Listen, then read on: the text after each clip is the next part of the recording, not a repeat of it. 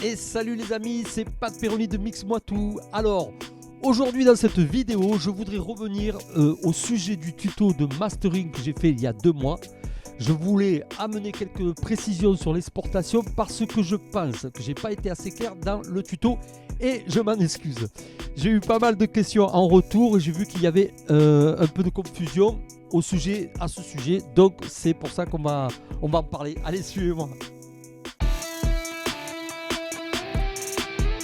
Alors, la première chose que je voulais vous dire, c'est qu'il ne faut pas confondre l'exportation que l'on fait pour un mixage pour le mastering et l'exportation que l'on fait d'un mastering pour la diffusion publique. C'est deux choses différentes et ce sont des réglages différents. Et je pense que c'est là qu'il y a eu beaucoup de confusion, enfin du moins pour les retours que j'en ai eus.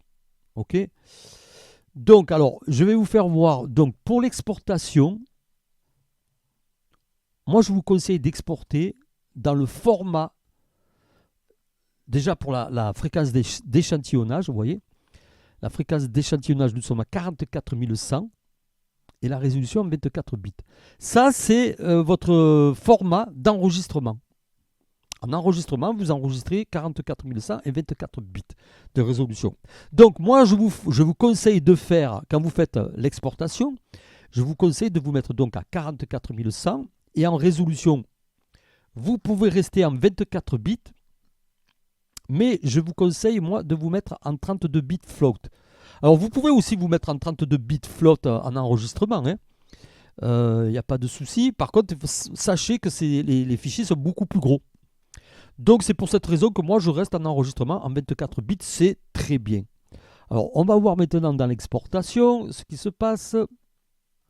Donc, si on suit les recommandations que je vous ai faites, là, vous allez vous mettre en fichier Wave. OK.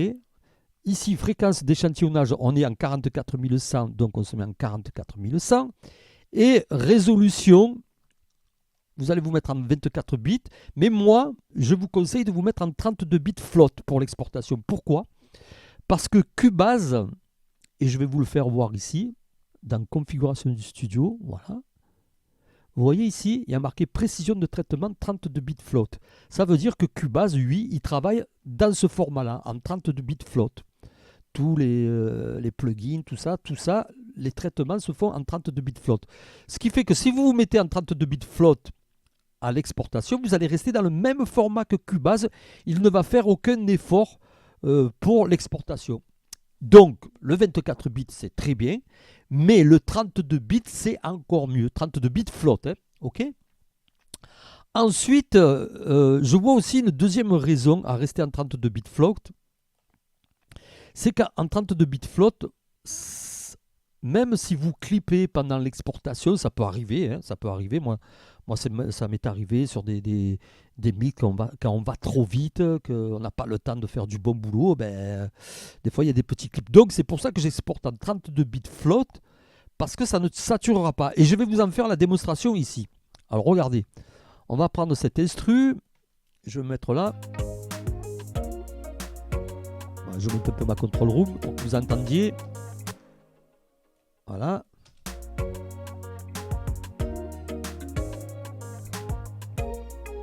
Je vais rester sur cette partie. Voilà. Alors là, je vais m'amuser. On va faire un truc. Alors surtout les gars, ce que je vais faire, ne le faites pas vous. Il ne faut jamais le faire ça. Je vais faire tout saturé. Je vais monter la sortie stéréo à fond. Attention. On va voir dans les... Alors, attendez, je vais baisser la control room parce que sinon, ça va vous casser les oreilles. On va mettre les vues maîtres. Voilà, bon, là, déjà, je suis pas mal fort. Je vais monter encore plus fort grâce au gain de la sortie stéréo. Et... très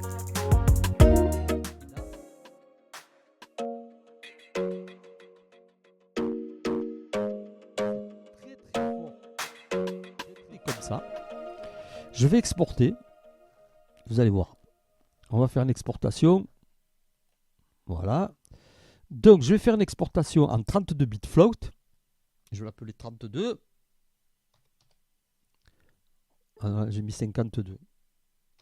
Je ne sais pas ce qui se déconnecte là. Depuis un moment, mais bon. Alors là, je fais ajouter à la file. Et maintenant, je vais en faire un en 24 bits. Je l'appelle 24. Et voilà. Et je fais ajouter à la file. Maintenant, je fais mon exportation. Où ça va aller là? Voilà. OK.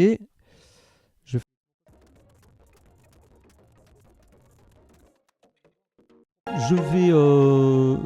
ouais, je peux le réimporter ici. Hein, ça sera pas grave. Je vais les réimporter ici. Les deux fichiers. Voilà. Alors, ils sont là. C'est ceux-là, là. Parce que tout à l'heure, je l'avais fait déjà. Celui-là et celui-là. Voilà. Je fais ouvrir. Pistes différentes. Et là, ils sont là. Ils sont là. Bon, là, il s'est mis juste sur une piste là. Bon, enfin, bref. Non, je vais quand même le changer de piste. Je veux vraiment que les pistes le soient. Voilà. Donc, qu'est-ce qu'on peut voir ici? On peut voir déjà qu'il y a deux briques. C'est-à-dire que c'est tellement saturé qu'il n'y a plus de forme d'onde. Alors, vous pouvez voir que là, si je baisse ici ma forme d'onde, ça reste une brique. C'est-à-dire que là, le son, il est saturé. Vous pouvez l'écouter, vous allez voir. Voilà, attention que ça ne casse pas les oreilles. Voilà. Alors attendez, là ça sature aussi parce que j'ai laissé tout à l'heure. Je vais remettre quand même la sortie stéréo à 0. On va remettre le gain à 0. Voilà, hein, voilà, je triche pas. Donc vous voyez, et là on va l'écouter. On n'entend plus rien parce que j'ai tellement baisé. Et vous voyez que ça sature quand même. Ok. Et maintenant, je vais vous faire voir le 32 bits ce qui se passe. Regardez bien. Je vais baisser, baisser, baisser, baisser, baisser. Et là, vous voyez, les formes d'ondes, elles réapparaissent comme s'il n'y avait pas de saturation. Voilà, vous voyez. On récupère notre track et je vous le fais écouter. Voilà, ça ne sature pas. Donc les gars, vous pouvez dire que je ne vous dis pas de conneries. Je vous les fais voir en direct. Le 32 bits flotte ne sature pas. Ok. Donc c'est encore un avantage pour faire l'exportation. Voilà, ça je tenais à vous le dire.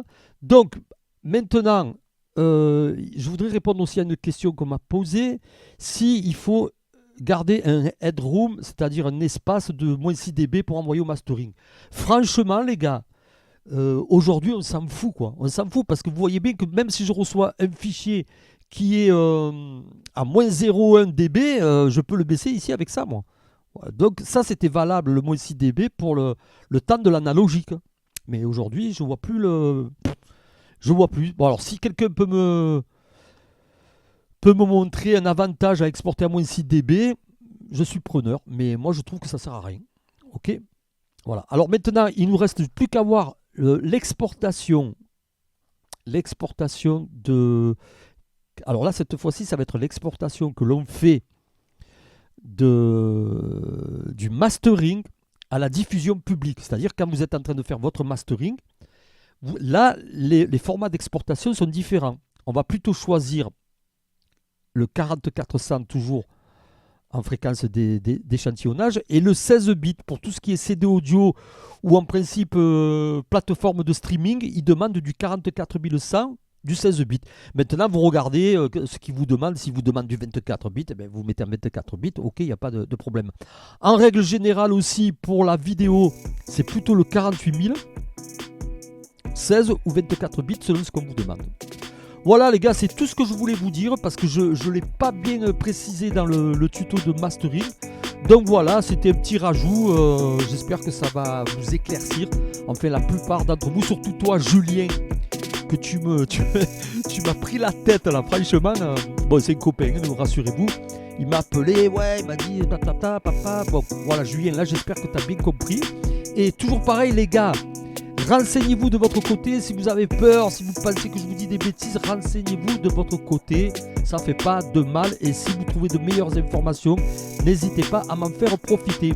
Allez, sur ce, je vous laisse et je vous dis à très bientôt pour un prochain tuto. Ciao les gars!